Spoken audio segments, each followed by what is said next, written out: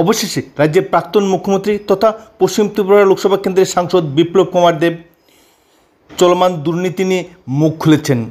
ইতিমধ্যে বিরোধী রাজনৈতিক দলগুলি একের পর এক সার্জিক্যাল স্ট্রাইক এনেছিল এই দুর্নীতিকে কেন্দ্র করে। তিনি স্পষ্টভাবে এই দুর্নীতি সম্পর্কে গভীর তাৎপর্যপূর্ণ মন্তব্য করেছেন। কোথায়, কিভাবে, কখন এই দুর্নীতি এদেশে আক্রমণ করেছে এবং এই দুর্নীতির পেছনের রহস্য কী, সেই দুর্নীতির রহস্যের পর্দা ফাঁস করেছেন রাজ্যের প্রাক্তন মুখ্যমন্ত্রী তথা পশ্চিম ত্রিপুরা লোকসভা কেন্দ্রের সাংসদ বিপ্লব কুমার দেব।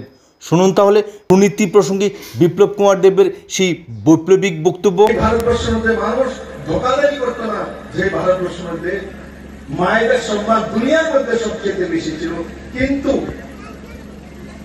1415 বছর, প্রায় 1400 বছর মিডল ইস্ট থেকে আসা যে মুসলিম শাসক, এরা যখন ভারতবর্ষে রাজ করে তখন ভারতবর্ষের মধ্যে ধোঁকাধারি এসছে, বেইমানি এসছে, মিথ্যা কথা এসছে। তার আগে ভারতবর্ষে ছিল না, তার আগে ভারতবর্ষে কোনো ছিলই